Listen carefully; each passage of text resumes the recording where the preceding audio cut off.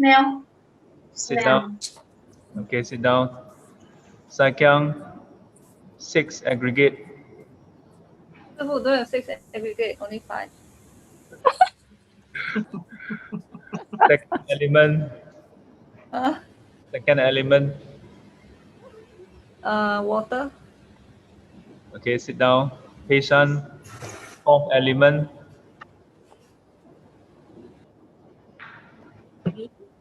Huh? What? Movement. What is that? Movement. Huh? Movement. Movement. The 4 element name. What is the name?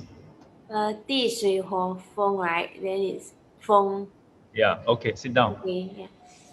Anybody else who is still standing up? Lama. Lama. Lama sit down lah. Lama sit down. Okay not. Let Lama sit down lah. Because just now I think she went toilet. Okay. Good afternoon, brothers and sisters. Why? Oh, cannot hear. Good afternoon, brothers and sisters. Okay, so I hope all of you are up and about already. So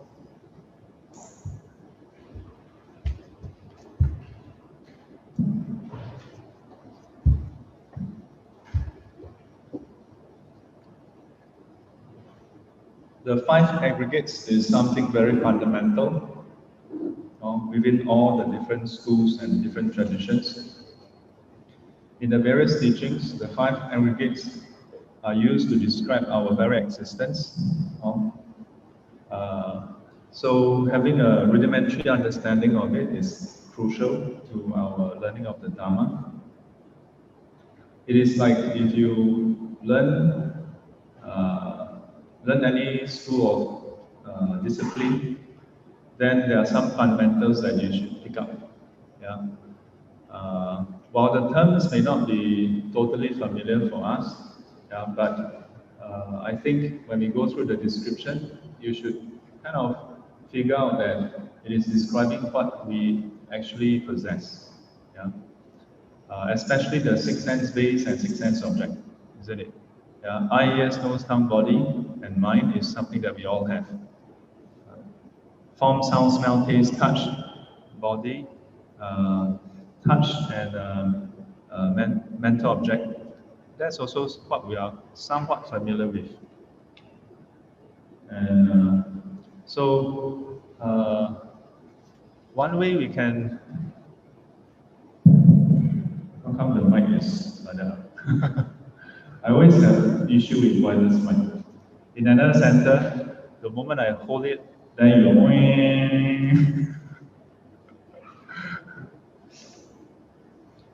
Maybe this is better. This one is wired.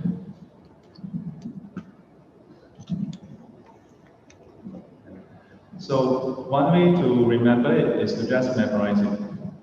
Yeah. If you use Mandarin to memorize, it's actually quite easy. Yeah. 色受想行识. Then yeah,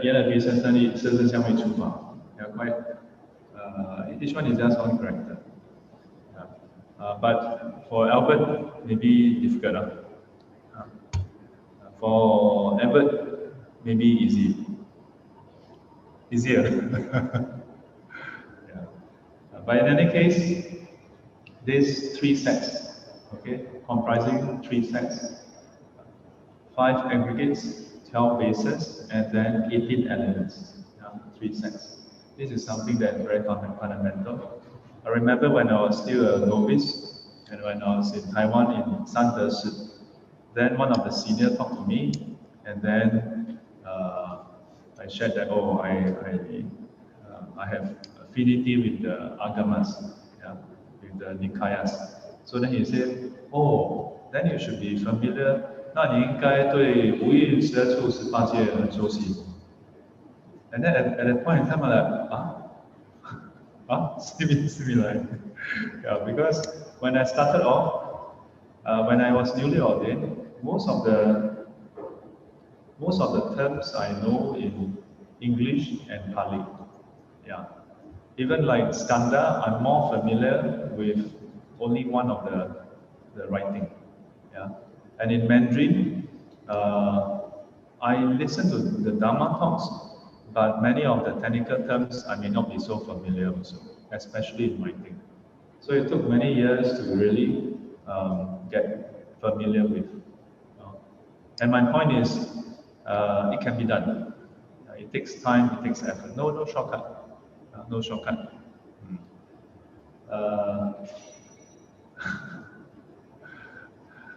So I don't know why, but I see that Mongolian friend is no longer here. Actually, last week I felt something is amiss, but maybe today she is busy. Yeah, we'll see next week. I don't know. As I mentioned last week, when I asked you questions about the teachings, the purpose is not to put you on the spot. Yeah. I don't gain anything by doing that. Yeah. But it's up to individual. So we continue from last week. So at the end of last week, I listed down the 3 categories. Let me share the screen, and then we can take a look.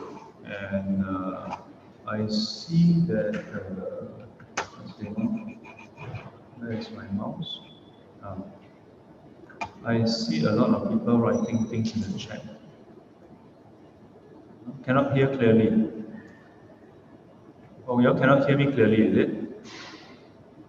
How about now? Can you hear me? Can. Okay. No sound. Some people say no sound. Can anyone hear? So that was previous when you are talking to the participants on site. Ah, okay. I see. Yeah, so who was you all not to come on site? Not that we purposely give you a poorer experience, okay? Yeah. Okay, I'm going to share the screen and then we can continue with our class.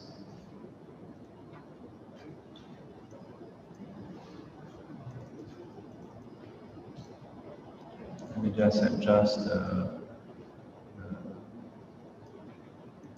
Okay. So last week I listed out the 3 categories. Yeah. 不生不灭不垢不净不增不减. Can you remember? Did you manage to find the Sabbe Sutra or Sabba Sutra? Yeah. So before I continue, I'd like to perhaps answer a few questions that some of you have asked before. I didn't manage to address them. So one of them that I remember that was brought up to my attention just this 1 or 2 days is the meaning of phenomena. Yeah. Who asked? Lei Ling, is it? Or somebody? Who is the one who asked this question? So the question, let me see. Let me go to the so Chong, where is Lai Yi? Where is Lai Yi? Is Lai Yi here? Yes. So Lai Yi asked, I would like to ask a question. For past weeks, you have mentioned the word phenomena a few times, but what exactly does phenomena mean? In dictionary, it refers to something known through senses, experience, bracket. Is this also referring to the same in Buddhism? Yeah. So in a way, we can say it is the same meaning because we are using the English word. But the word phenomena, eye contact, 来看着我. So when we say phenomena, it is the translation for the word fa, right? Dharma. So I mentioned about how Dharma has 3 meanings. The first one is all phenomena. Almost always, whenever you hear me use the word phenomena, it is almost always talking about all phenomena. Yeah. In the Dharma talks, I seldom refer to one thing by itself as phenomenon. Yeah, although there's nothing technically to stop me from doing that, stop us from doing that, but so far, as I recall, I tend to use phenomenon in the context of all phenomena, 诸法, or 一切法. So what is the scope of that? What is the extent of that? The extent of that is that it includes basically all things, yeah, and that would encompass physical things, all physical things, and all mental constructs, yeah. In other words, everything, yeah, in the world. So when we say Dharma in a sense of phenomena, then it is referring to all things. So just to elaborate on that, the word Dharma then has a second meaning. The strict translation, the strict explanation is support. Yeah? We can also say there is something that supports all phenomena, which is basically the principle that defines it, that supports it. So when we understand the word Dharma, it can also mean principle. Then out of all these principles that defines all phenomena, there's a special category that from which wholesome Dharma arises. Yeah? That wholesomeness arises. And so this third category, we call it Buddha Dharma. Yeah? So referring to the Buddha's teachings, which is what we usually say, Buddha Dharma Sangha, that Dharma. In the English language, then we typically write capital B to denote Buddha Dharma. And then it is referring to all phenomena, or the second category of the principle, we use small d. I usually highlight this not because it is apparent in Sanskrit, but because in Sanskrit, in writing, there's no capitalization. Yeah, capitalization only exists in the Roman characters, Roman alphabet. Yeah. So that's one question. I believe Albert ever asked a question that I thought was part of the submission. I didn't reply to that, so let me address that as well. Albert. So,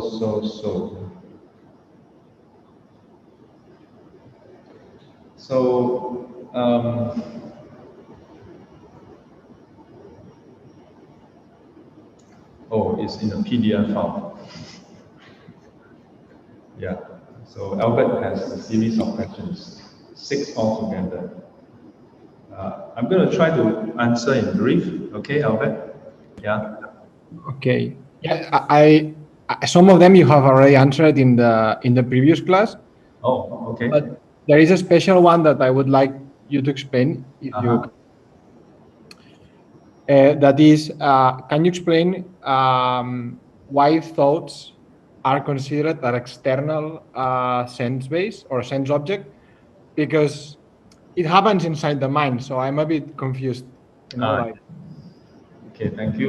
So Albert's question, there's quite a few questions. The one that he would like to zoom in is, in the categorization for sense bases and sense object, we have mental object as external, right? Mental objects. So I think his question was specific to, was it thoughts that you mentioned? Yes, but mental objects in general. So why is that considered external, given that it's in the mind? So previously when I explained this part, I did mention about how the original term is basically fa, which is phenomena. Yeah. This category, strictly speaking, is talking about phenomena. So then why is it also translated as mental objects?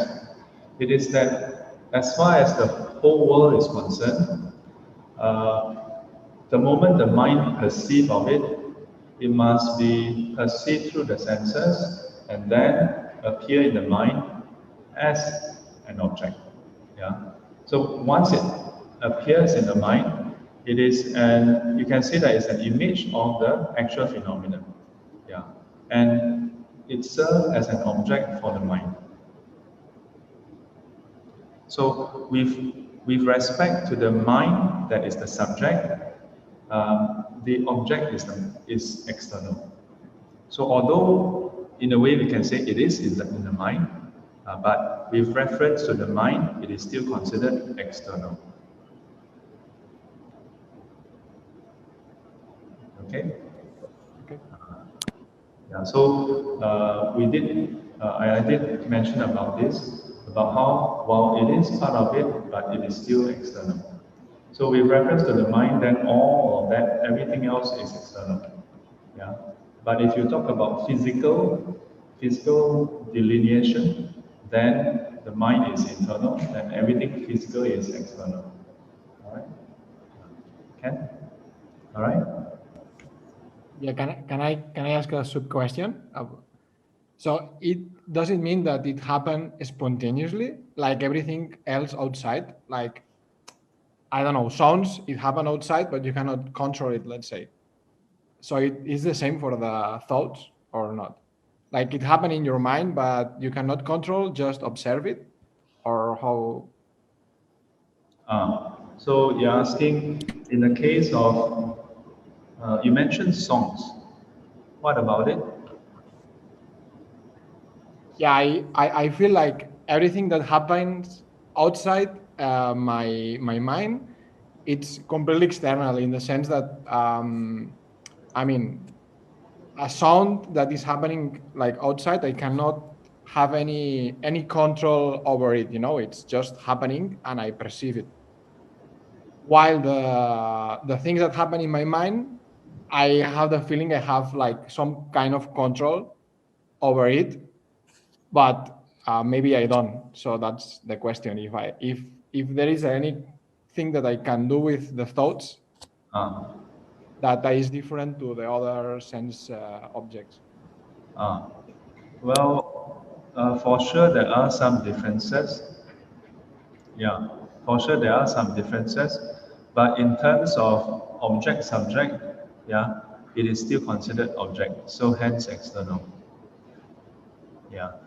But if you're asking how do we deal with thoughts, then that's a different answer altogether. No? Okay.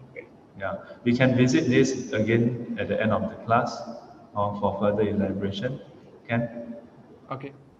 Yeah, this is something we definitely want to look further. But first, let me just address two more questions. Backlog. Sifu also have backlog. Okay. Chongqia. Chongqia. Who is Chongqia? Chongqia. Chongqia. Chongqia is not here. Then I don't understand.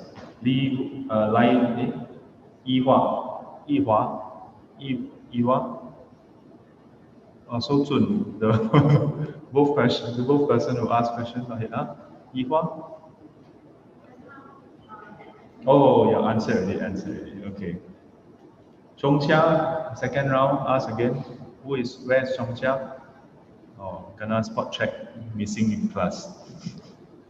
Okay, so we continue with our class. Can we hide the so that we can see the whole screen? Okay, so last week you stopped here. 舍利子是诸法空相.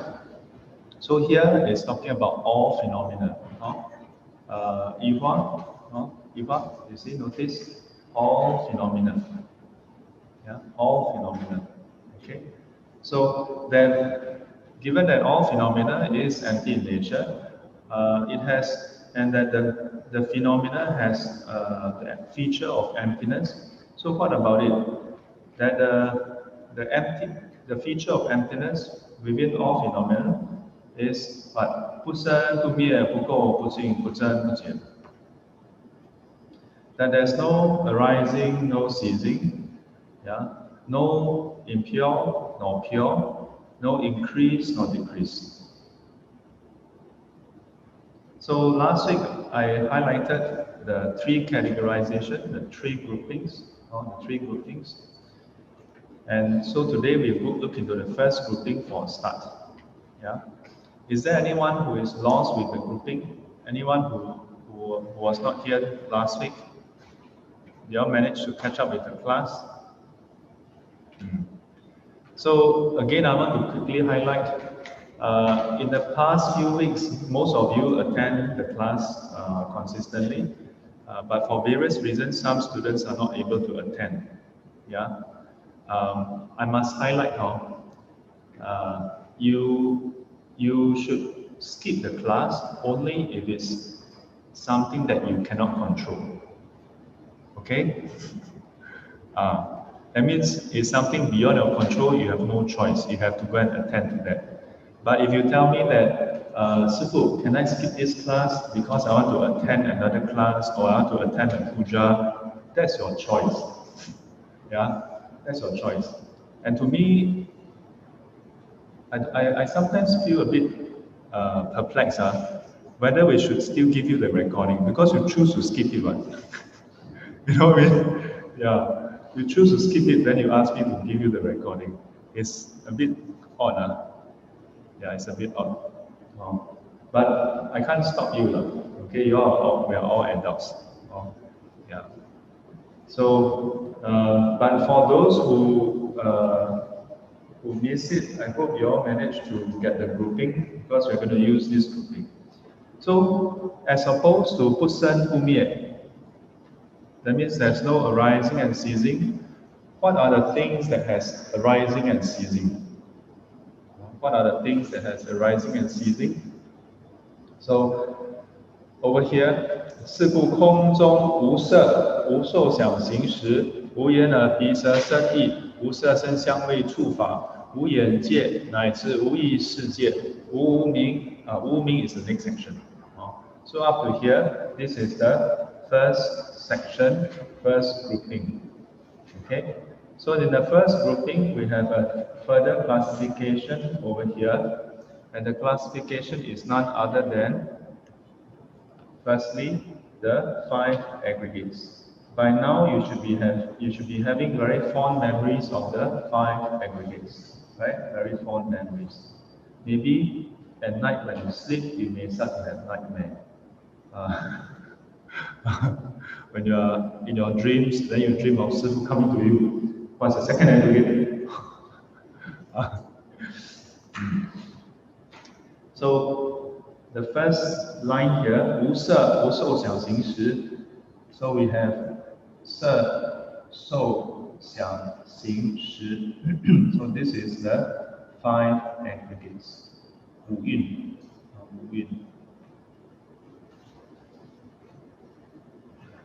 Yeah. So just ignore the wu first, okay? Ignore the wu first. Okay?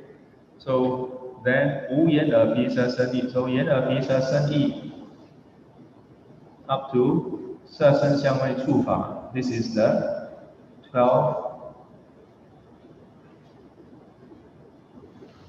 sense bases, comprising of 6 sense base, 6 sense object.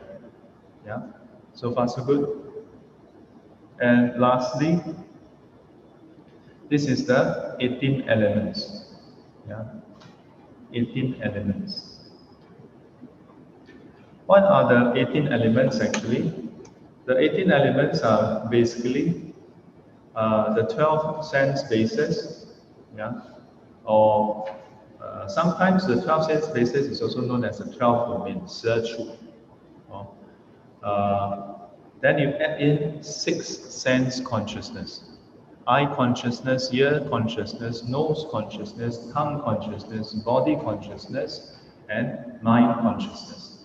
So 6 sense base, 6 sense object, 6 sense consciousness, altogether 18 elements. Yeah. So all this 5, 12, 18 is what we observe to arise and cease. 有生灭. That they appear to arise and appear to cease. Yeah. These are the worldly phenomena that we are used to, isn't it? We are used to interacting with the five aggregates in terms of one another. We are used to interacting with the six sense base, six sense object. Through the six sense bases, then we interact with the six sense object. So the external physical world and our internal mind. So basically interacting with the whole world. And then because of that interaction, the six sense consciousness arises with that awareness, discriminate, and so on and so forth. But this is what we are familiar with. So then now it says, 不生不灭, that emptiness, within emptiness, there's no arising and ceasing. No arising and ceasing. Then after that it says, 是故空中无色无受想行识 and so on. So what it's basically saying is that while we perceive this world to have five aggregates arising and ceasing, as though there's really a tangible, substantial five aggregates that arise, and then at some point, tangible, substantial five aggregates that cease. Feels that way, we perceive it that way, isn't it? Yeah. But now it says, when you actually see the emptiness of it, then you realize that there's no substantial, permanent, inherent five aggregates that arise and cease. Only dependent arising five aggregates that arise and then cease. Yeah? There's no inherent, permanent, intrinsic five aggregates altogether. And so within emptiness, you cannot find any five aggregates to talk about. Yeah, because when we talk about emptiness, it is about the principle that there is no inherent five aggregates. Yeah. So no inherent, in other words, this whole section is saying no inherent five aggregates, no inherent 12 domains, no inherent 18 elements. No. That what we used to perceive as tangible, as solid, as something that you can really achieve, obtain, and grasp onto. Actually, such a thing don't exist. In other words, 色不可得，受想行识不可得. Personally, I find that the word 不可得 a bit difficult to translate. How would you all translate? The first idea I have is cannot be obtained, right? But sometimes I use it also. In class, sometimes I also say, oh, it cannot be obtained. But then I realized that, like, you go shopping for a handphone, then you buy a handphone, then who say cannot obtain? I got this one, I bought this one. How can you say I cannot obtain? Sifu, you say cannot obtain. Now I obtain a lot of fat. You put on a lot of it. Then you say, who say cannot obtain? You say, I obtain so much. Your tummy, you obtain more and more with your tummy. Yeah? Sifu, why you say cannot obtain? So I realized that maybe it's my inability to express it. Yeah. But the closest I can think of so far is that it is not something you can grasp onto. Not that you shouldn't grasp onto, but it is like the cloud. The moment you grasp, you find you catch nothing. You understand what I mean? There's a difference between that there's something tangible, but you shouldn't grasp onto, versus it looks tangible, but the moment you try to grasp, you're catching air. That what you hold, the moment you hold, is gone. Yeah, it is always in a state of flux, in a state of change. To me, this is more the meaning of 不可得. Yeah. Then I also thought perhaps it's precisely because our language don't really lend itself to explaining this teaching, because our language is about grasping, about I. And so the linguistic construct doesn't lend itself well to flesh out, to bring out this notion. So bear with me here as I just loosely say, this whole section is therefore saying, first of all, that the 5 aggregates, 12 domain or 12 bases, 18 elements is first and foremost not inherent. And because it's not, and why is it not inherent? Because it's dependent arising, yeah. And within the conditions, you cannot find any inherent characteristics. Consequently, it is not that you shouldn't grasp onto them, that you shouldn't be attached to them, but it is that the nature of all these things is more like an image that you see in the lake, yeah. 如这个梦中镜，如水中月。Now I appreciate a bit why they describe that way, you know. They say, all this phenomena is like what? It's like a scene in the dream. In a dream, when you see something, it feels really real, you know. Yeah, it feels really real. My teacher always give the example of eating 饺子 of eating dumpling. He always say, 我们做个梦，哎呀，这个有好多饺子，哇，吃了很饱。梦一醒，什么都没有了。That in the dream, we dream that there are a lot of dumpling and we eat, and then we become very full. But the moment you wake up, there's nothing. You are still hungry. Yeah. Or sometimes you will say, 我们在梦里面，梦见有一条龙，有一头狮子，哇。Yeah, that we dream that there's a dragon, there's a lion. Yeah. For me, you know what I dreamed about when I was in the past? I dreamed that there are coins on the floor. Oh, this coin, 20 cents coin, pick up. Oh, pick up, very happy, you know. Yeah. Then I wake up, I check, is there coins there?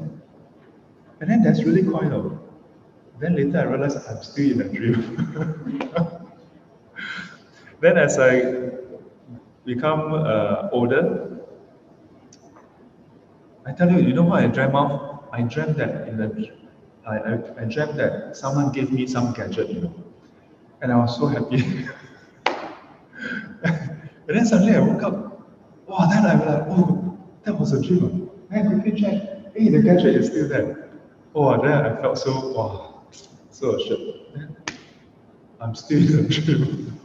So sometimes I wonder, wow, nowadays all this gadget, am I actually in a dream? Huh? Yeah. Well, maybe I'm sleeping, I'm snoozing in US, you know. Maybe I'm still in US snoozing. Yeah.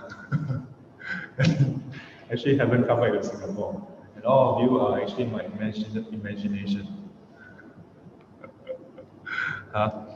That's what the Buddha described. 一切有为法，如梦幻泡影，如露亦如电，应作如是观。So all this, there are so many different ways to describe it.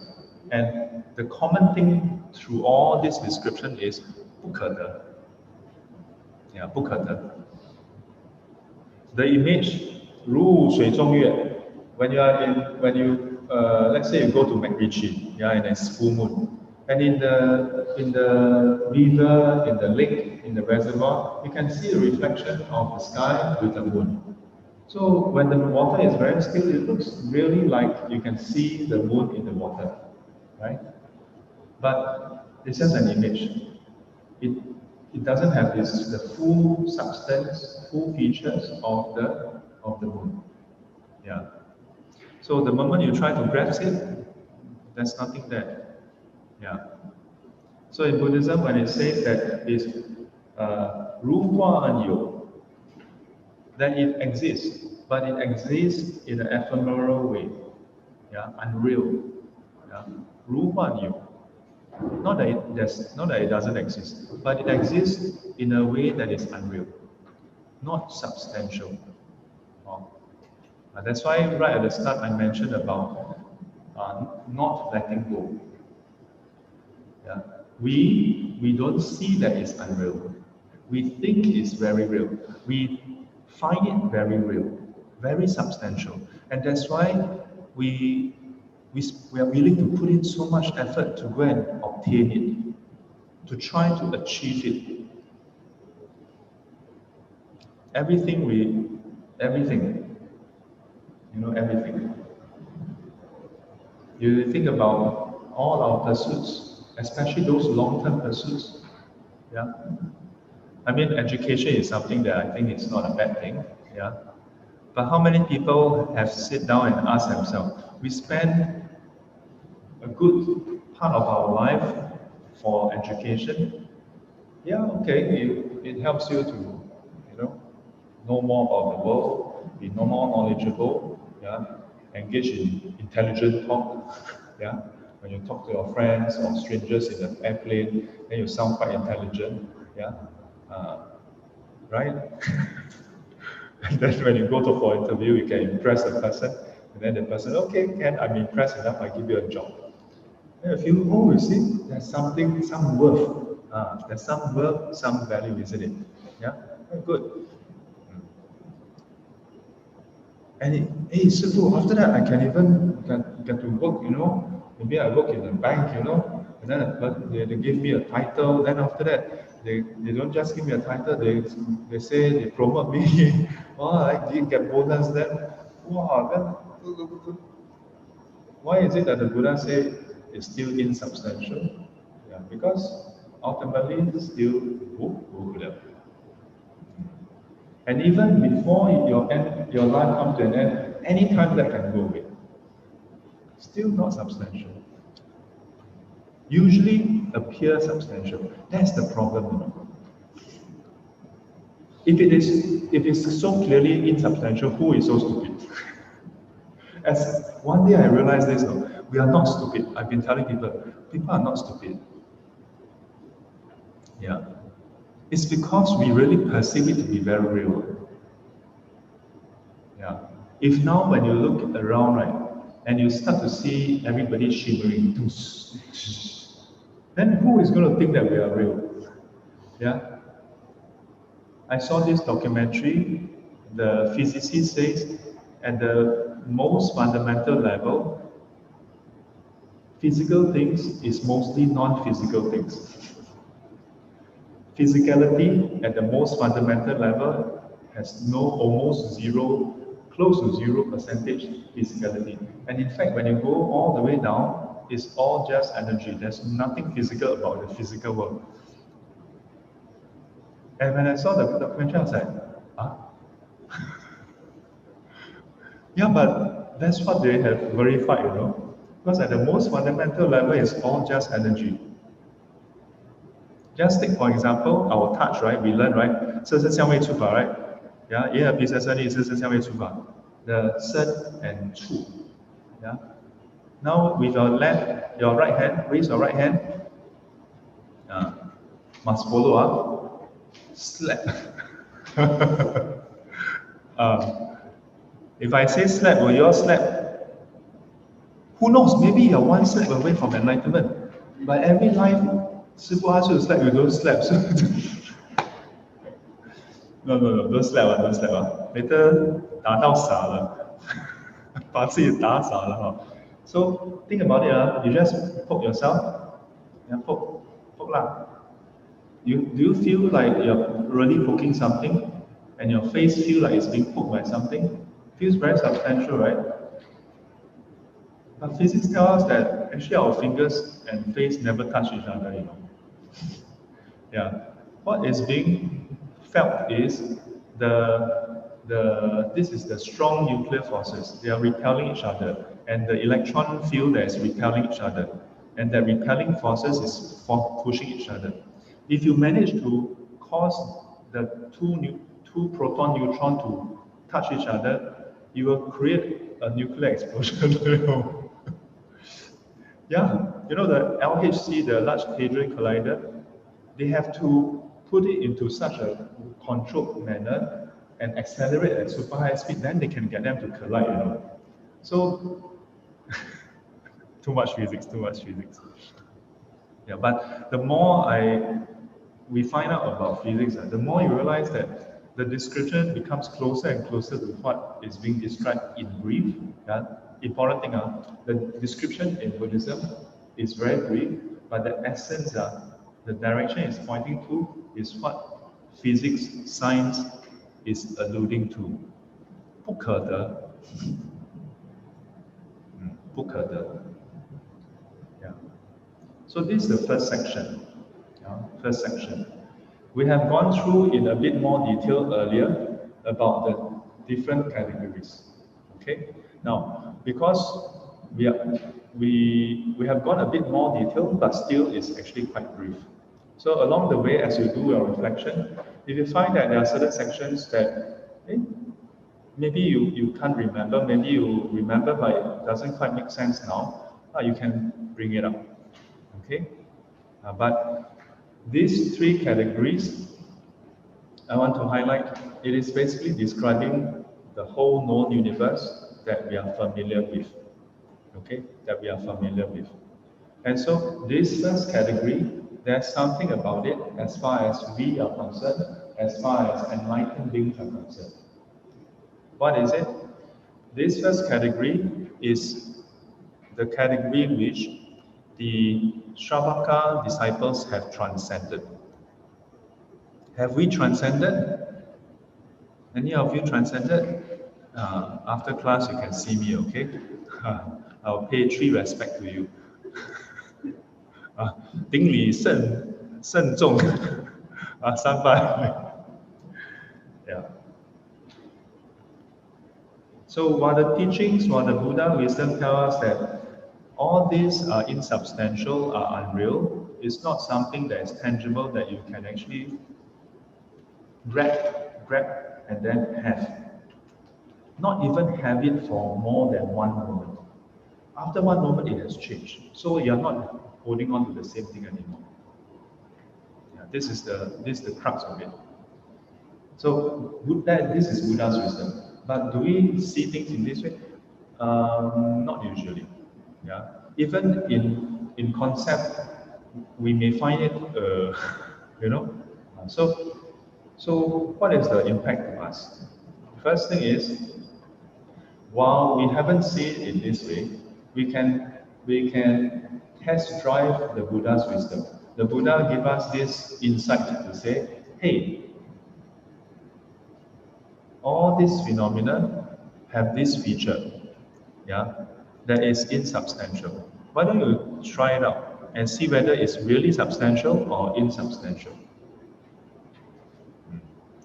So one way to look at this section is, okay, in terms of all the things that we interact with, just choose one or two and ask yourself, you observe it and you can reflect using what we have learned. Yeah? Does it persist beyond a certain time? Does it change? Does the conditions that bring about this phenomena, does the conditions themselves change? Does the conditions persist? So the first angle is just to test out the hypothesis in that sense. Yeah, you don't have to immediately say, "Oh, Buddha says it's insubstantial, then it's insubstantial." The first angle is just try, test it out, see how substantial it is. You don't have to assume it's substantial. You may, as I mentioned before, realize that hey, it's actually substantial, you know. And talking about which, last week's exercise. How many of you managed to find anything substantial, anything that's inherent? So far, not many of you submitted your homework. So you are still finding or forgot to do. Yeah. So far, the few who actually submitted all say cannot find. Yeah. So anybody have anything to highlight about the homework to find something that is inherent? Can you find something inherent? Yes? Marcel? Yes. Marcel, try. Sun.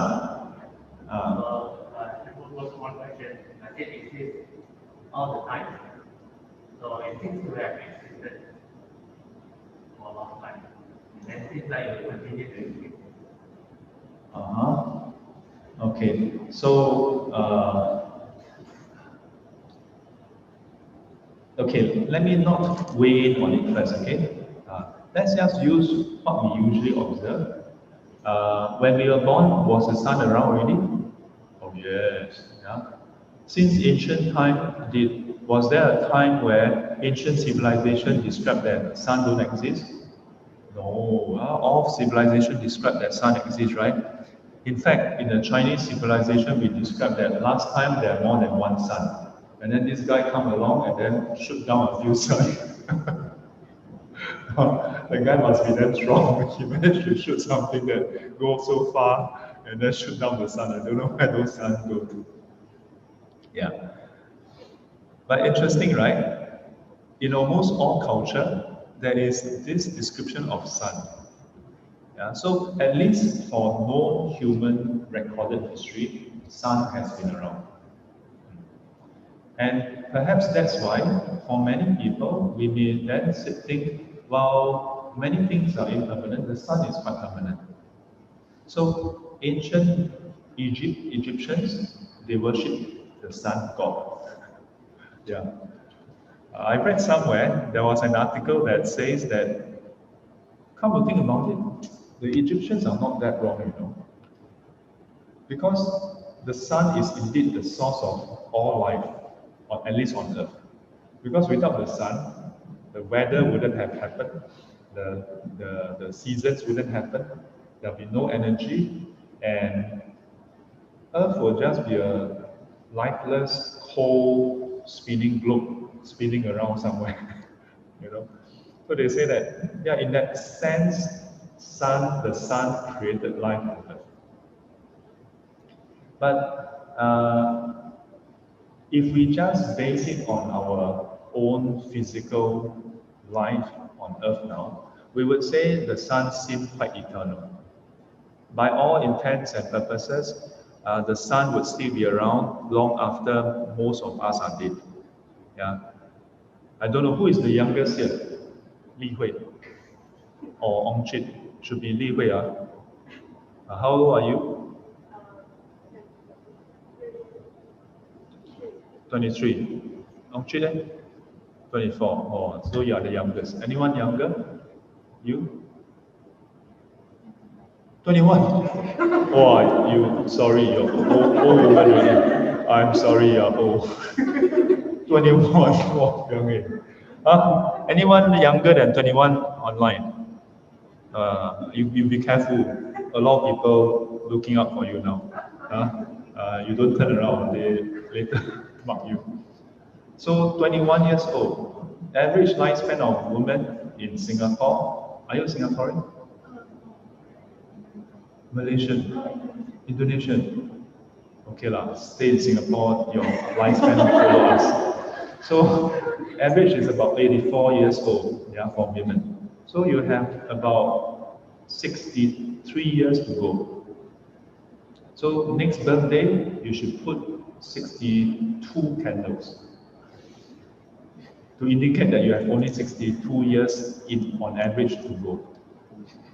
Yeah, Buddhists should do that. When we have birthday, right, we should put the number of average years left, right, to count down to our rebirth.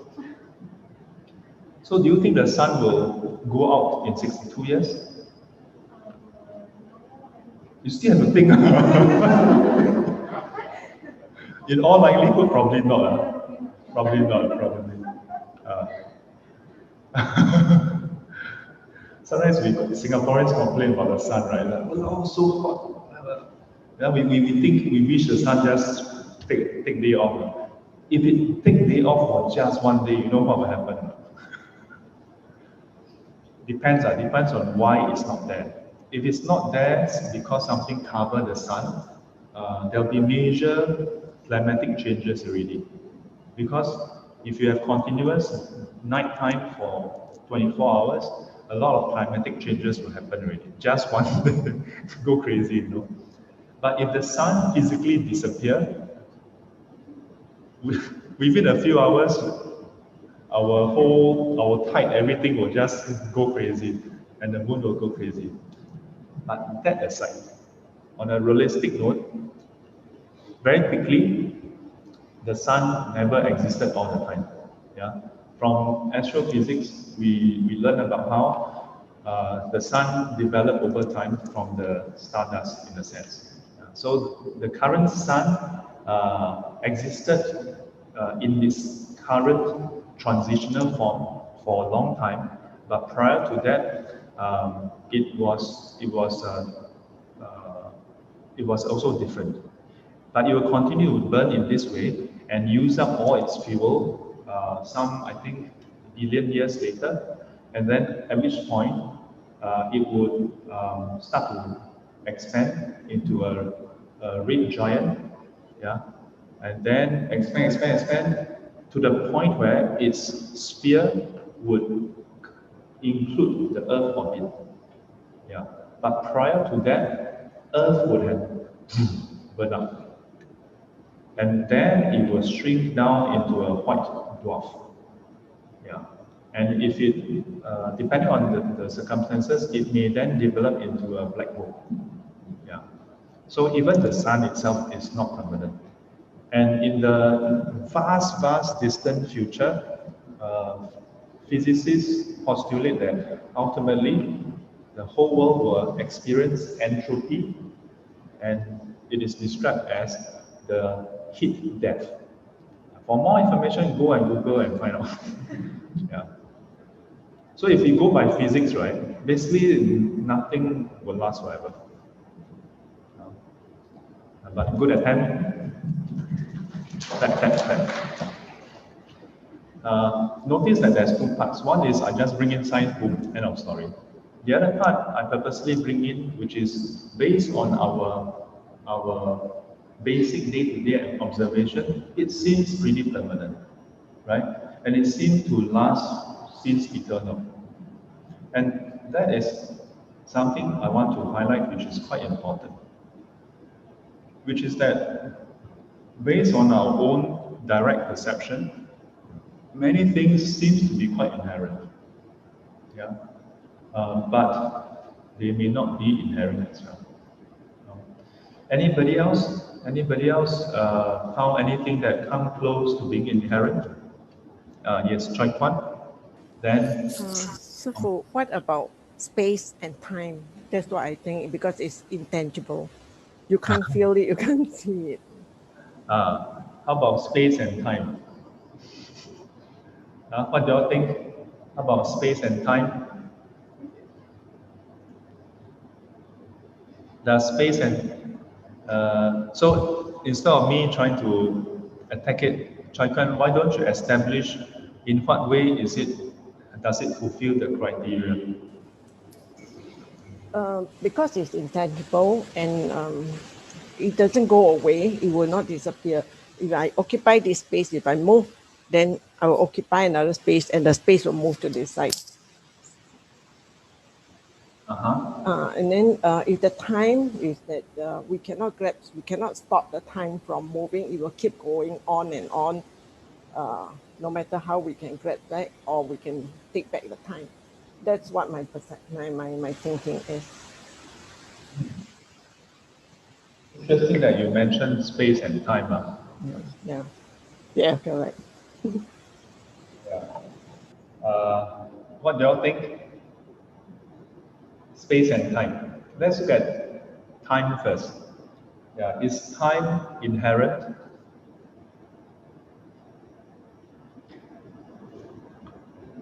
Before we answer this question, we need to first ask ourselves, what is time?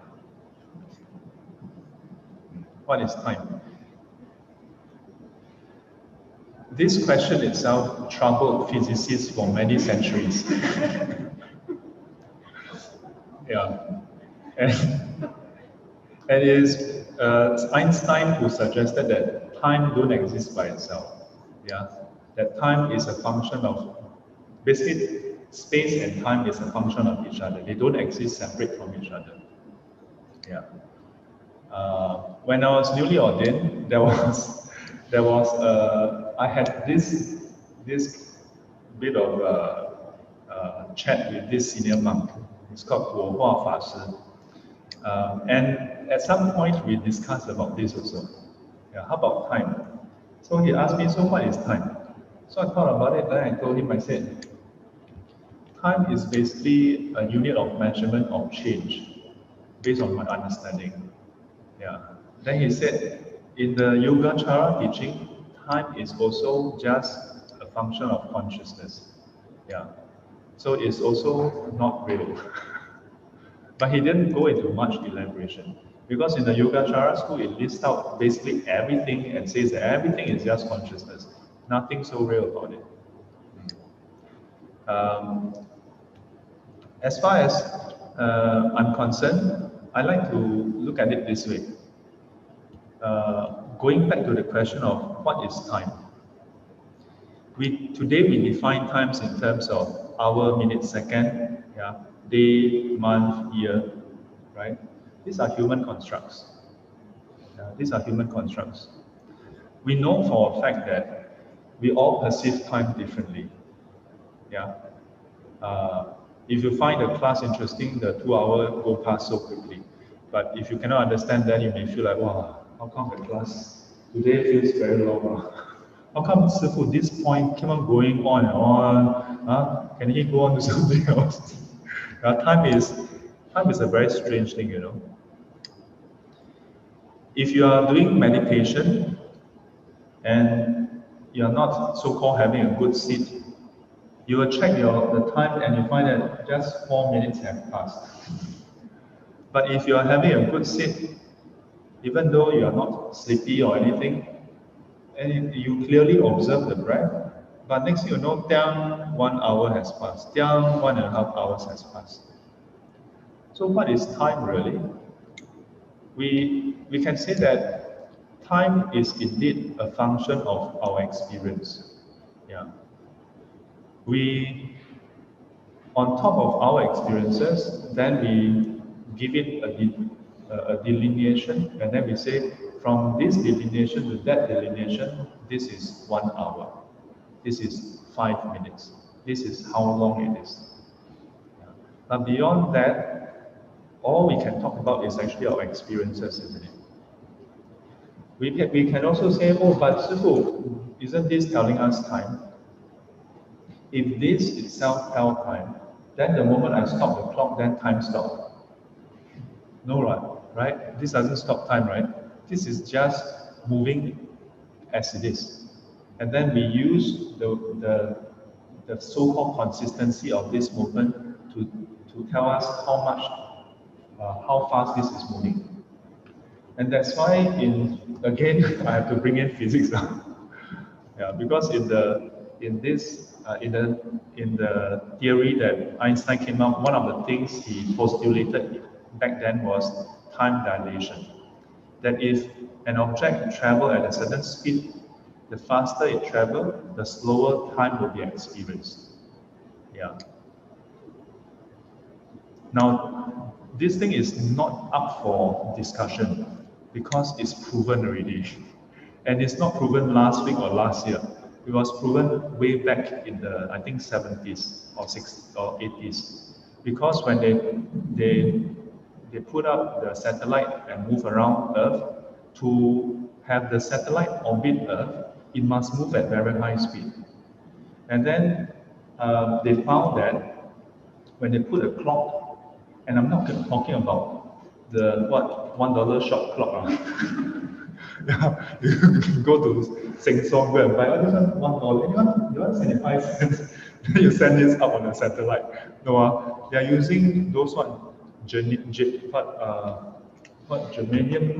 whatever, they calculate based on how much of that, what is the crystal clock. Yeah, it's not using quartz, it's using some very high precision type. And they have the identical clock that is on Earth. And then they measure the difference over a certain duration, and they find that there's a drift, you know. Yeah. And it's based on that. The best thing is that drift is accurately, what do you call that? Accurately calculated using Einstein's formula. It's just so mind-boggling. This guy, yeah. So you can say that this astrophysicist, this scientist, they really figure out materiality. So in that sense, they found that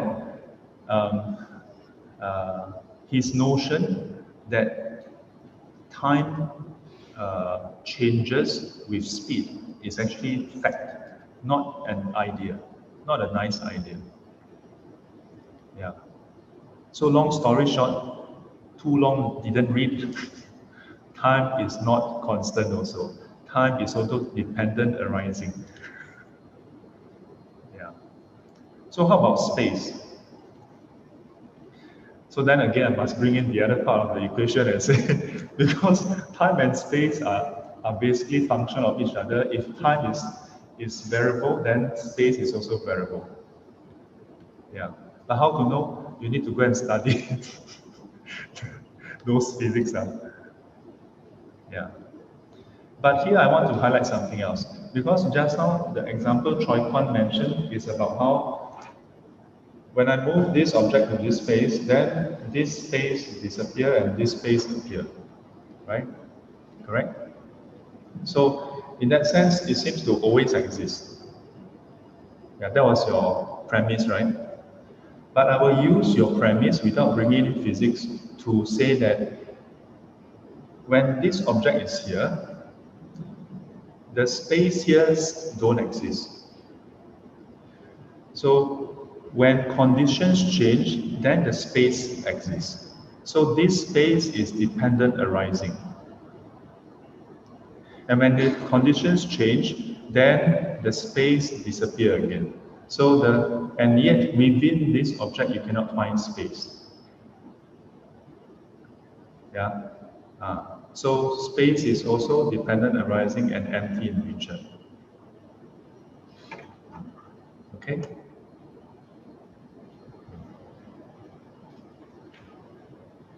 And last thing I want to bring in about the time and space, I think I mentioned in one of the class about how if you go follow the Big Bang theory, at the point of the Big Bang, space and time don't exist. Yeah. So from physics point of view, space and time don't exist at a certain point in time. Then due to the Big Bang, then it exists. And during that lesson, I also mentioned about how there are a few different schools of thought that talk about how the Big Bang starts. So even the Big Bang is postulated to be dependent arising and not inherent. No. Okay? Thank you, Sifu. Any other one who found? Yes, Chit, yes. Like? I was thinking about one of the students are referring to the principles of which phenomena is based upon. That principle is considered unchanging. So Chit is asking, how about the principles that define all phenomena? Yeah, is that so-called inherent? No? What do you think? Is it inherent? Yeah. Which is, what do you think? Is it inherent?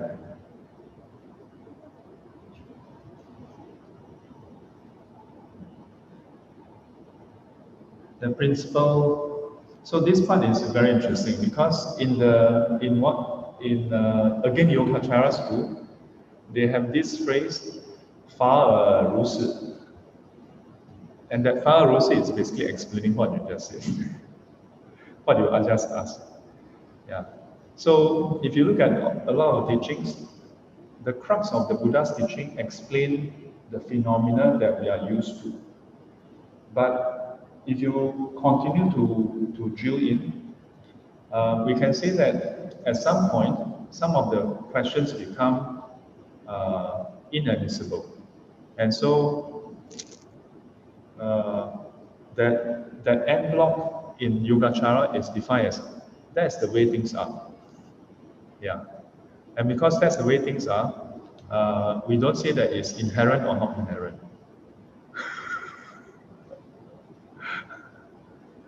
But that's Yogacara. This angle we are looking at is Madhyamika school, the emptiness school. So emptiness school, everything empty. To perhaps answer your question, we can bring an extension of your question, which is the ultimate principle will be emptiness, right? So the corollary of his question would be, is emptiness empty? Is emptiness empty? So in a way, the answer is somewhat similar to the Fa-Rus actually. It is that emptiness is the ultimate reality of all phenomena. Yeah, that is ultimate reality. And because it's ultimate reality, it is beyond words. And the fact that it's beyond words is beyond duality. So it is beyond inherent or non-inherent.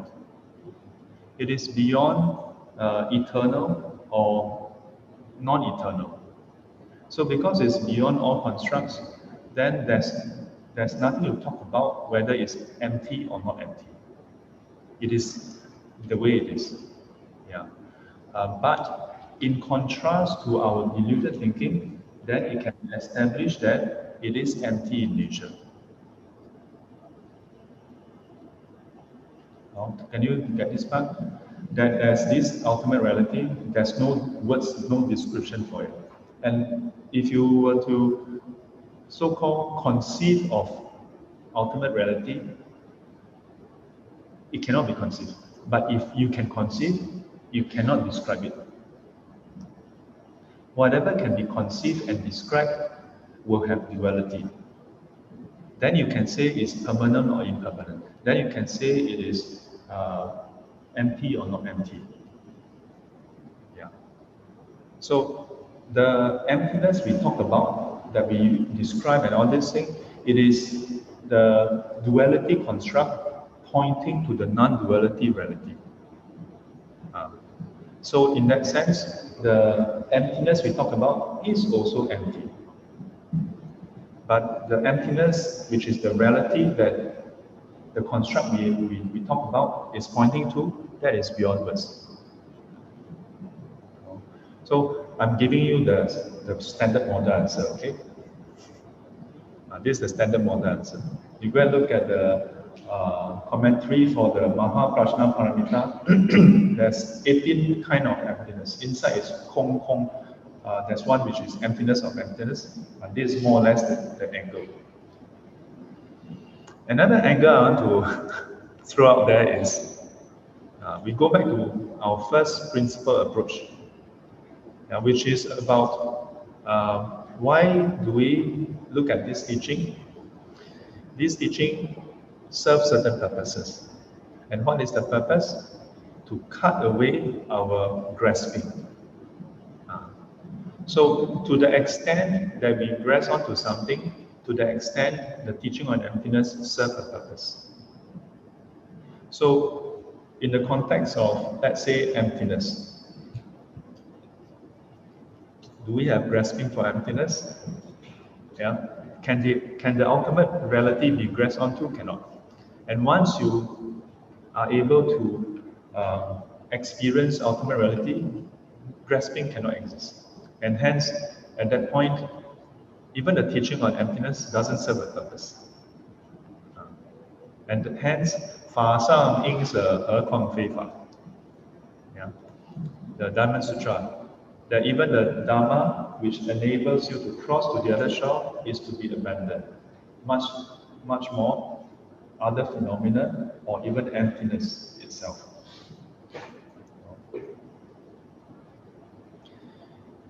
I will say one last thing about this. I'm sure some of you, or maybe students in the future, maybe 50 years later, maybe 100 years later, when they listen to this recording, if it somehow survives, They may feel, hey, what a cop-out answer. You know, this explanation, like, don't know explain, but don't know, like, don't explain. Yeah. I will still say this.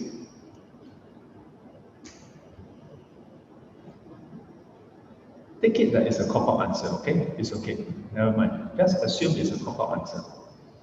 But the question I want to ask, to counter ask is, on a scale of 1 to 10, 1 being that you are least attached to, 10 being you're most attached to, that if something is on a scale of 1 to 10, 10, level 10, then it is something that really preoccupies your mind. That on a daily basis you think about it, that it, you know, it clouds your mind, that it shapes your decision, it defines who you are. And it is what will cause you to be elated and cause you to be sad. Think about it. On a scale of 1 to 10, where does Dharma stand? Dharma as in, first of all, Buddha Dharma. Is it 1 or 10 or somewhere in between? Does Dharma preoccupy our mind? Huh? How about time and space? Yeah. The exercise is meant as it is, okay? Not meant as a trap for you to come out with it, then Sifu use it to dig your. But it is also useful to re-examine how we use the teaching. Oh, you understand? And to the extent, how about the phenomenal Dharma, the principle, right? So always come back to this angle. You know, ask ourselves, when we examine the teachings, are we examining at a level that is cutting away our problem? Which brings us back to the text here. So the 5 aggregates, loosely we can say, refer to individuals, yeah, such as ourselves and individuals that we encounter. Yeah. The moment we open our eyes, we don't see 5 aggregates. We see Wiki, we see May, we see Xiu Yin, we see, what's your name? Huh? Huh? Koi Yong. We see Koi Yong. We see Xiu Hun, Lei Hun. We see Lei Hun. We see Mei Zhen. We see Hun Hui. We see Karen. You see, the moment you open our eyes, we see somebody. Yeah, we don't even see that it is form, feelings, perception, mental formations, and consciousness. Yeah, we just see a person. So this is the level that we are at. Now the Buddha tells us, all this is not as real as it seems. Yeah.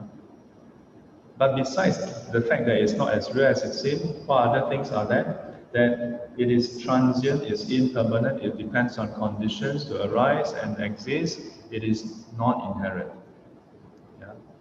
What's the implication? The implication is, whomsoever you encounter, you may form an impression. This is something you cannot help it. Yeah. But the impression is not a good representation of that person, because whatever is out there is ever changing. But if we hold on to our impression of that person, then we are what? We are just holding on to our own impression. Yeah. If we can maybe borrow the Buddha's wisdom and look at it, then we can say, given that I'm only seeing the impression that I have, then, and even this impression is dependent arising, is empty in nature, so I should perhaps reassess on a regular basis to update it so that I have a more up-to-date version, you know. And not assume that even if we do capture a good representation of that person. Yeah, the fact is that we don't. Even if we capture a good representation, it will be incoherent to assume that that representation continue to describe what is out there. Because conditions do change. And then whatever exists would change. So the perceived person should be changing also. More importantly, even before it has changed, it is not inherent. And if we can apply the learnings from the laksa in terms of our experience of that person, if we experience a nice person, if we experience a not so nice person, if we experience, let's say, someone and we think this person is so 自大, then we must consider our experience itself compared to the laksa, tasty laksa, not tasty laksa. Then you have to ask yourself, the tastiness, is it inherent in that person? Or not the person? Tastiness in that person. You all really go along with it. Tastiness of laksa, is it inherent? From the second lesson, we learned it's not inherent, isn't it? So similarly, whatever experience we have of another person, we should then at least say, okay, perhaps not inherent in that person. But usually we don't think in that way, we think that person is like that. But now with this, then we say, hey, perhaps it's not inherent. And we can use the same analysis to say, okay, how does this experience of that person come about? How did the experience come about? Probably due to various conditions, including that person, including me. Yeah? And hence, whatever experience that arises is more a reflection of the overall interaction than simply that person, which is not what we usually think, isn't it? Yeah? So what is so important about this angle? It is that if we have a good impression and we impute that good impression onto that person, we are setting up that person for failure. Think about it. If we have a good impression of that person, and assuming that the Buddha is correct, that this whole teaching of emptiness is true, okay? Of course, for now it seems to be true. But yet, if we think that it is totally because of that person, then let me ask you, if it is due to various conditions, according to the teachings, then any conditions that change, the resultant person will be different, isn't it? And the resultant experience would be different. You experience a good person, you experience a nice person, chances of it to stay as nice is very difficult, isn't it? Because if the premise is, it depends on a lot of conditions. Agree? So far, so good? But we don't see it this way. We see it and we usually impute this niceness, this goodness into that person. As though the only thing that is required is that person to remain constant. But yet, reality is not that way. So we are having an expectation of non-changing, imputing onto something that has to change. And that's why we are setting that person up for failure. Because that person is, we are expecting that person to stay a certain way that is not possible to be maintained. Especially because part of the equation is us. We change. You know, we ourselves change. The reverse is also interesting. If we have a bad experience of someone, usually we will then quite quickly conclude that person is an idiot. Yeah, the person is an idiot. So irritating. So like this, so like that. And more often than not, we will also impute those qualities onto that person and assume that the person is like that. Similarly to the previous scenario, we are basically, in this case, not setting up that person for failure, but shortchanging that person, shortchanging ourselves. Because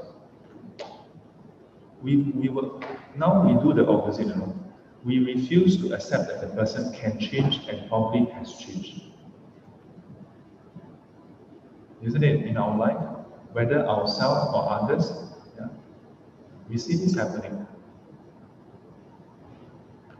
And why does this happen? It's basically because unconsciously, intuitively, we seem to perceive and experience an unchanging person. And sometimes part of it is because of our own bias. Yeah, part of our own bias. So at least as far as this part of the teaching, even just this application itself, I think can help many people. Yeah. I don't mean to say that everybody will just change overnight. What I mean is that we should be open to changes. The nice experience may continue for quite a while, but may one day change. It may change to become even nicer, yeah? Or it may change into not so nice, or a different kind of niceness. Likewise, the not so nice person, the irritating person, may also change. May also change. But when will it change? Depends on conditions. Not depend on our whims and fancies. Yeah? And that's one crucial aspect about dependent arising and emptiness. That the changes depend not on us alone, not on them alone, but depends on all the conditions. Further to that, 无言而别色身亦无色身相为触法. All the physicality that we experience similarly. So think about all the effort we put in to pursue all these things. I sometimes ask students, you wouldn't pay $10,000 or $100,000 for a taxi ride, right? Yeah. Why would I do that? Yeah, of course you wouldn't do that, and you shouldn't do that, because you know it's just for a short ride. Yeah, and you are not even owning the car. You are just owning the functionality of the car. You are using the car in terms of the ability to transport you from point A to point B. And so for that limited usage, you pay a certain amount of money. Maybe $10, maybe $20. Many times we don't extend this same mindset in the rest of our life. Yeah. Because many other things seem to be quite lasting. Yeah. Seem to be quite lasting. But if we come to appreciate that all the material things are also not lasting, that moment by moment they are changing.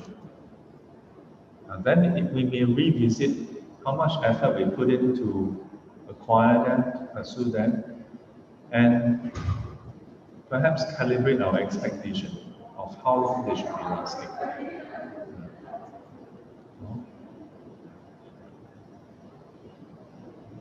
So then the last part, 无眼界乃至无意识界. Yeah, up to even our consciousness. And that would sum up our whole experience of all the phenomena. Yeah. From a worldly point of view, then we should perhaps relook at our own life. The enlightened beings, all the enlightened beings have transcended this first stage. Yeah, not just the Shravaka actually, all the enlightened beings. But for us, we haven't. Okay? So the Arahants, the Patrika Buddha, the Bodhisattvas, enlightened ones, the Buddhas, all transcend this. So they no longer grasp onto forms, feelings, perception, mental formations, and consciousness. They no longer cling on to the sixth sense base, sixth sense object, or the sixth sense consciousness. So now I want to introduce you to the next exercise. I'm going to write down, I want you to find an empty spot and then write this right on top, who am I?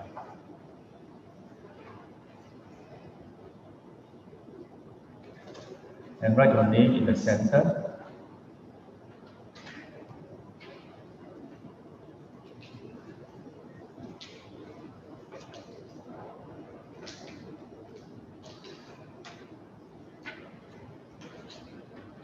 And draw something like a ellipse or oval around it.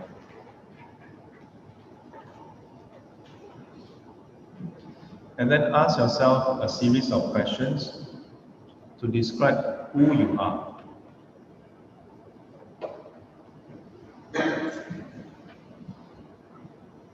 So perhaps we can say, okay, I am a monk. I am someone's son. I am someone's brother. I am someone's friend. I'm also some people's teacher. Yeah? And I'm also someone's nephew.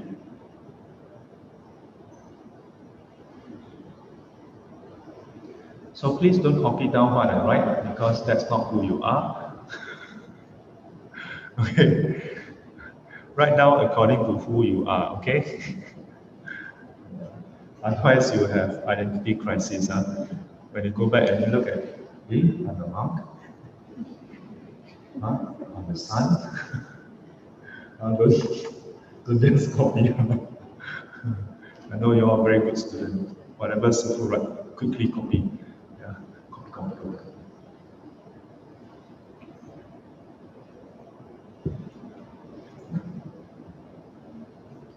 So I want you to just, I give you 2 minutes to do this. Okay, do it now.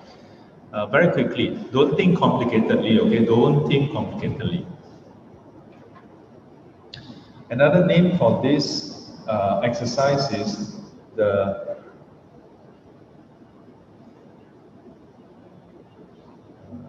dependency roles chart. Yeah. So basically ask yourself, what are all the different roles that you play in life?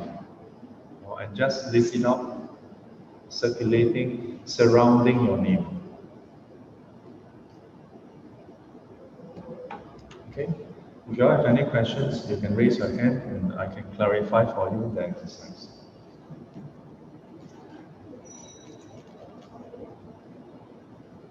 Yes, John? Oh, yeah. Oh, thank you so much. Oh, okay, thank you. I didn't realize.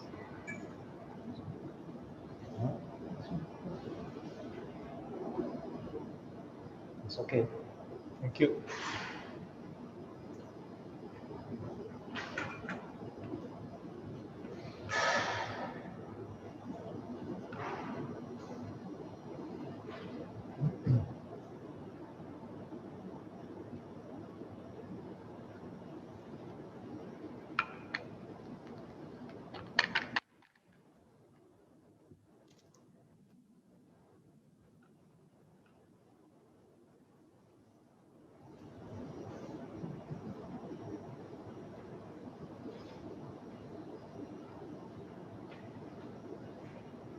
Nathan, you finished already? Or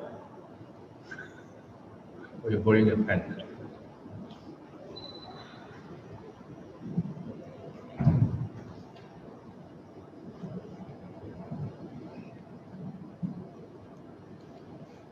Online students, any questions? Are you all okay? You know how to do the exercise?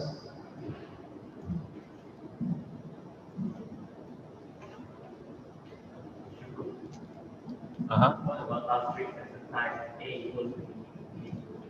Yes, I haven't touched on that. Let's finish the exercise, then you all can share. Huh?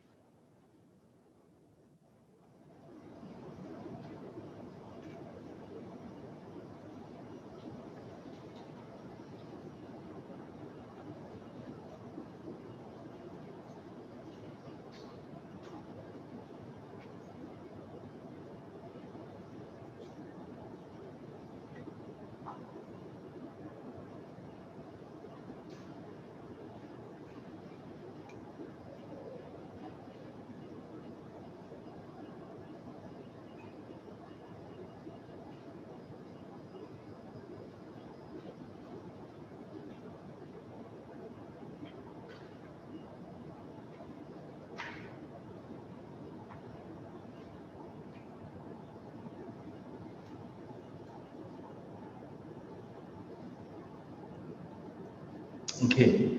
I presume you all would have finished it or completed most of. Yeah. The number of roles that we play may not be the same if you compare with each other. Yeah. May not be the same in terms of the number. They may not be the same in terms of the actual types of roles that you play. So don't worry if you find that you have more roles or less role than 师父 or others. Okay. So then, first of all, we say, okay, so collectively we can say that if you look at all these roles, these are roles that 师父 play, right? Yeah. So for most of you, you will see me as a mom, you see me as a teacher in terms of 师父, right? And do you see me as a son? Any of you see me as a son? No, huh? But am I someone's son? You would have to agree that I am someone's son. So whose son am I? I am my mother's son. Yeah, because my father has passed away, so no longer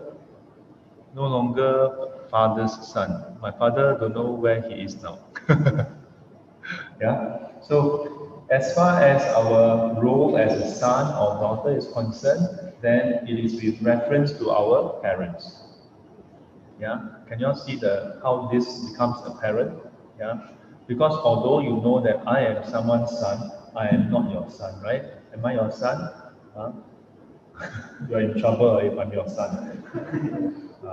So I'm somebody else's sibling, right? Although some students like to, on Facebook, some random Facebook friend, sometimes they text me and say, "Hey brother," then I look at the message, I'm like, who is your brother? What is this? Yeah. Hang on, running out of juice. Can someone help me plug in?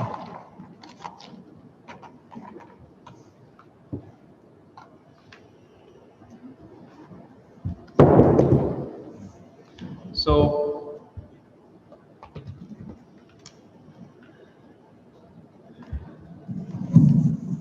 okay, thank you. So we can go through all of them, and you'll find that each of the role that we play do not exist by themselves also, right? In due time, my mother will cease to exist, right? Mother, Mama, will you exist forever? When will you die? Hey, but who knows, maybe I die first. If I die first, then I will have this role until I die. But in case if my mother died first, then my role as a son will cease to exist. Or the two of us die together. My mother don't bother already. Yeah. So what can we learn from this? The roles, at least we can say, most of the roles don't necessarily last in perpetuity. Yeah. Why? Because it depends on the secondary item or person or circumstances for that role to exist. And for all intents and purposes, like because my mother is present, so part of my role as a son do exist. But yet, during this class, I don't function as a son. Except you notice when I talk to her, then the sonness. Yeah. But I can also treat her, I'm totally capable to, 黄居士，你老菩萨，你刚才还没有回答那个问题哈，你要不要站起来？I'm perfectly capable of doing that, but I know that if I do that, then she'll be so broken-hearted, sad. So with that little bit of compassion I have left, so I don't do that to her. So I will call her Lama. Then she feel quite happy. Yeah. Then she's in the mood to learn Dharma. So for most of you all didn't come with your parents, right? Your parents are at home. So for all intents and purposes, while you are someone's son, you are someone's daughter, but within these 2 hours, did you all in any way act as a son or daughter? No. In which case then, even though that role do exist in your life, but it is for all intents and purposes non-existent, isn't it? Yeah. So we can say that each of these roles similarly are dependent arising and empty in nature.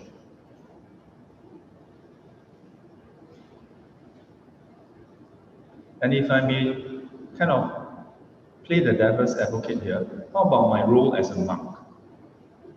Let me just give you a simple example. When I'm bathing, is there any monkness in the way I bathe? You mean the way I bathe, you mean there's any monkness in it?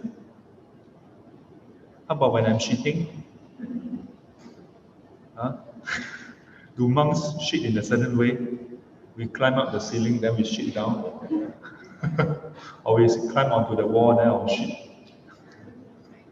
Kung Fu monk, even when we shit, no, right? So when we are shitting, we are not playing the role of a monk when we shit.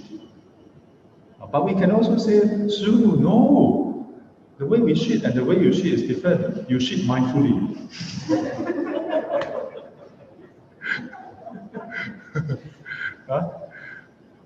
Shifu, when you bathe, you chant 大悲咒，南无汉来丹那多那呀耶，南无也波罗揭。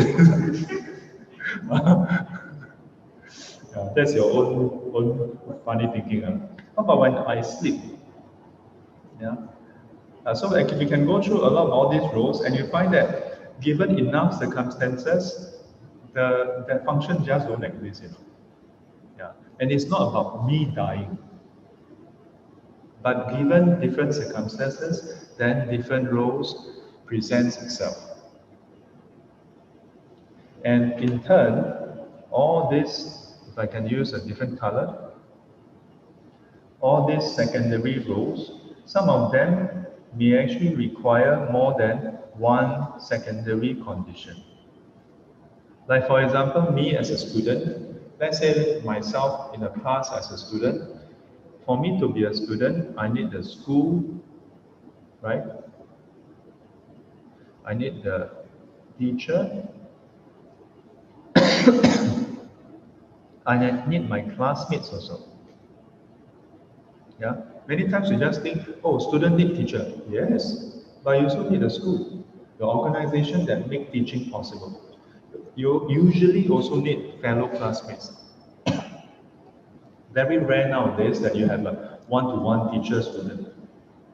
Yeah. In most cases, in our Singapore public school, is always one teacher and a group of students, right? So then, without going into all the details, you can say that all this, yeah, in turn, would have its own supporting conditions that which they in turn depend on other things. For example, my mother requires her father and mother to exist, and for my mother to be a mother, she needs my father to be around. So let me just write parents now, and then my father, in a sense, to make her mother. And likewise, my father, to be father, requires my mother and me, or any of the siblings, to make my father father. By himself cannot be father. My mother by herself cannot be mother. Yeah. And all these subsequent second layer, third layer are all also dependent arising and empty in nature.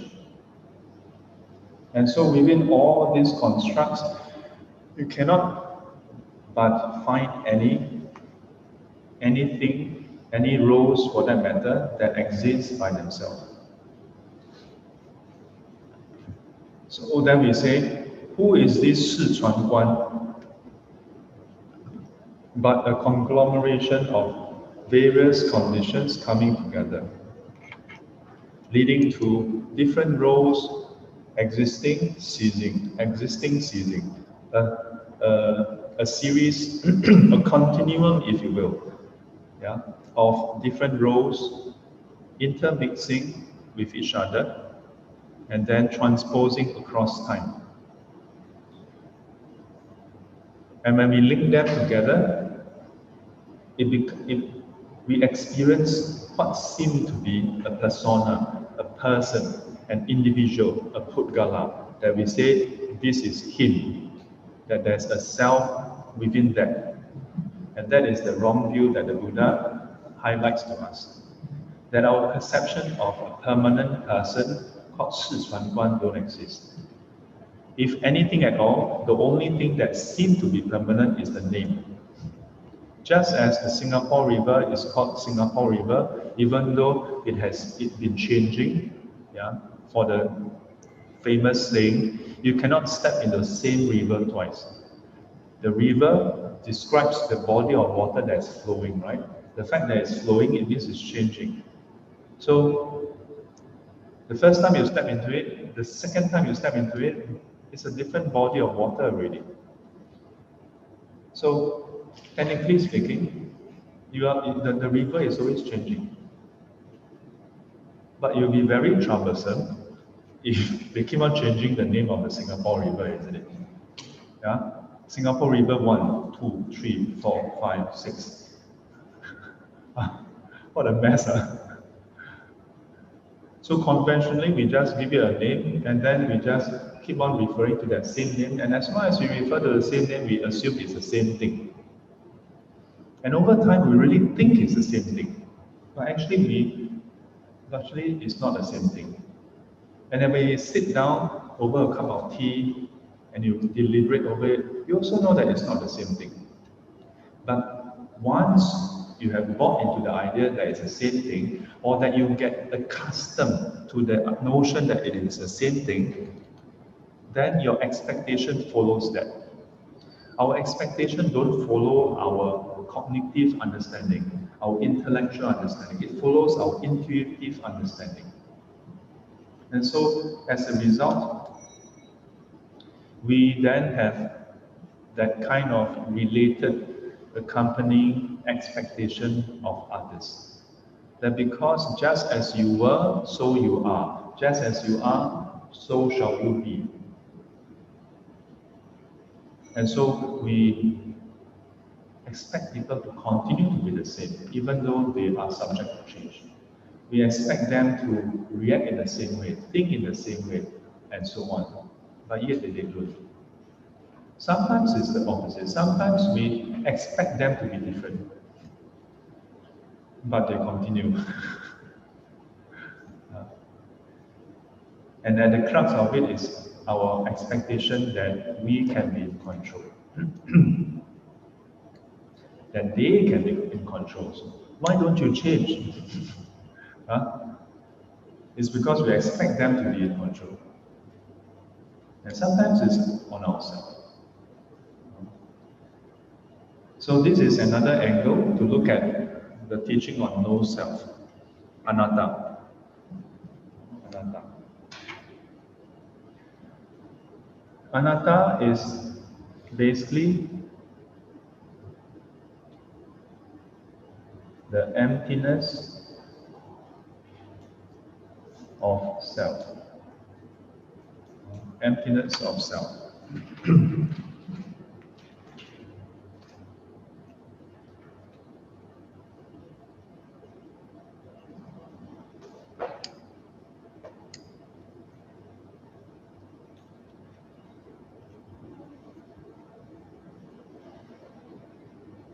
So there are many takeaways from this chart. One of the other takeaways is, if you look at all the different roles that you have written, in many cases, if you do it the first time, or it's been a while since you do it the last time, you'll find that the thing that you write down first tend to be the one role that you hold close to your heart. Yeah. But if you look at the totality of this chart, then you should ask yourself, how much weightage do you give each of these roles? Is it a fair round robin kind of division? Yeah. Do you give them equal weightage? Because in life, all these roles depend on conditions, then you play them, isn't it? Yeah.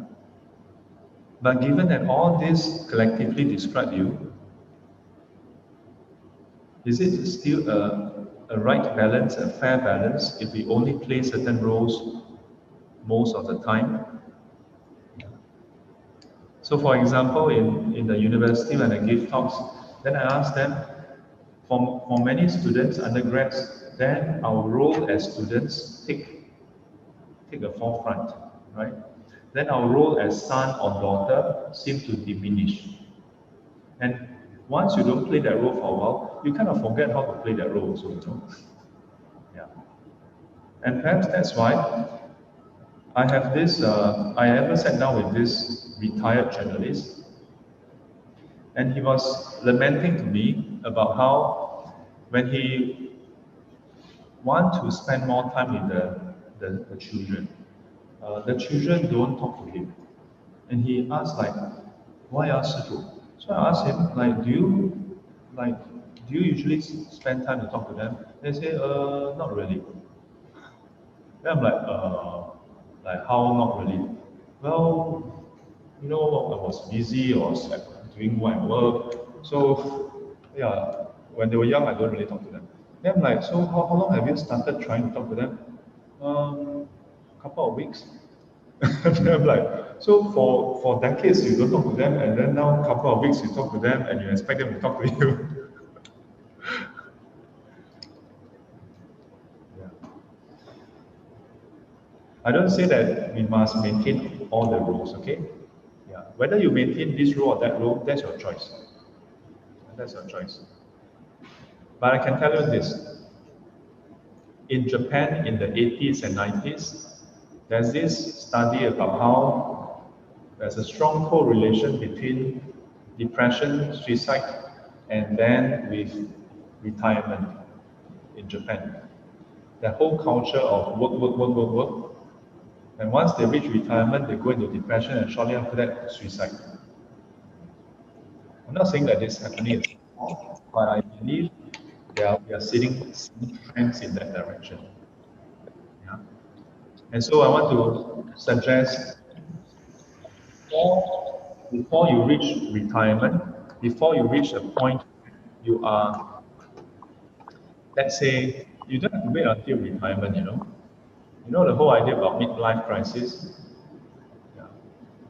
To me, the whole crux about midlife crisis is that for many people, they define themselves solely in terms of their career.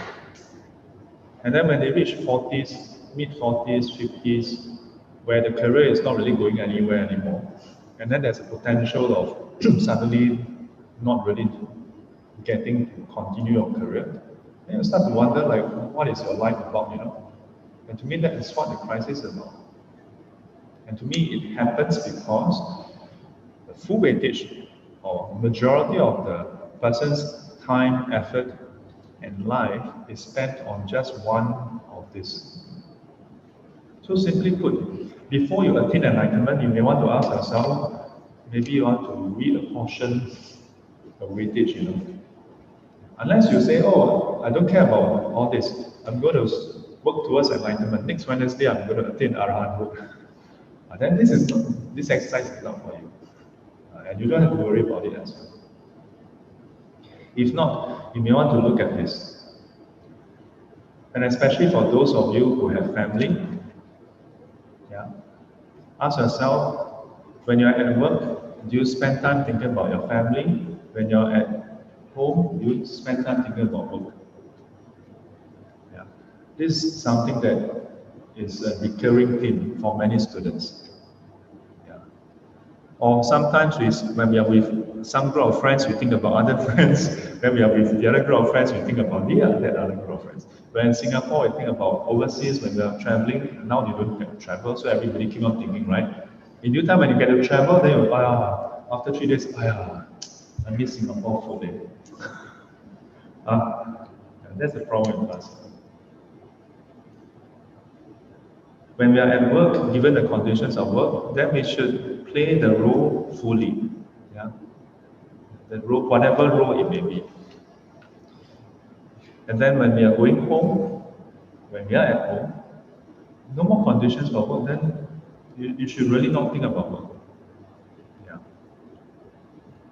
So I'm going to leave you to do the secondary level. Yeah. And fill up the first round, the first level a bit more. Okay? And then we'll wrap up for today. I'll do it at home, okay? You can do it at home. And I want to then spend just 1 more minute to address the previous exercise. There was another exercise relating to 色不异空，空不异色，色即是空，空即是色. Yeah. To find something where A is equals to B and B is equals to A.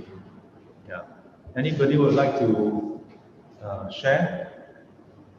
I think I saw someone wrote something about that.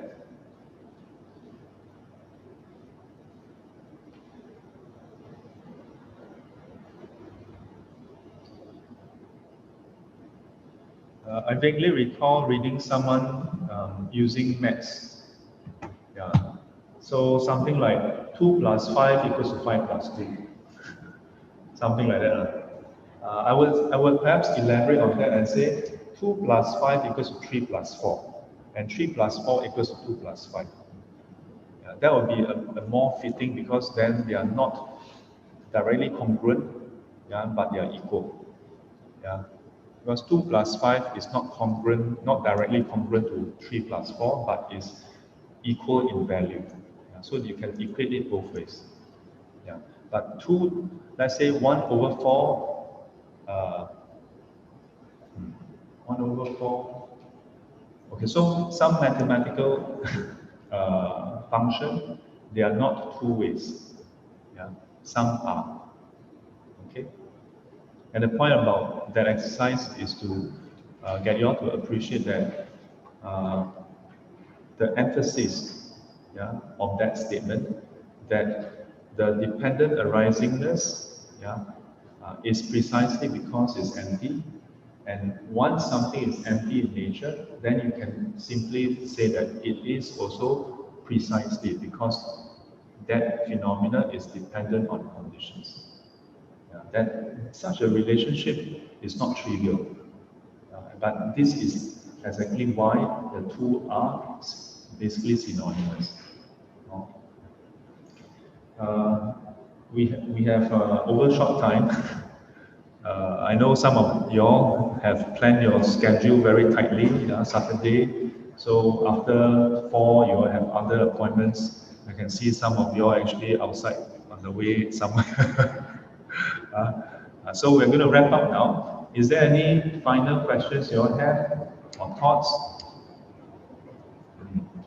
One final parting line to share with you. A student many years back shared that after this section, it got her to think that whatever difficulties they are going through, given that it's within this category, is subject to conditions, subject to change, and will one day pass. And it gives her a lot of strength and courage to face whatever difficulties she may face. So that's perhaps something that you all can think about and benefit from also. Okay? All right? Let's put our palms together. 愿消三障诸烦恼，愿得智慧真明了，不愿罪障悉消除，世世常行菩萨道。阿弥陀佛，起立。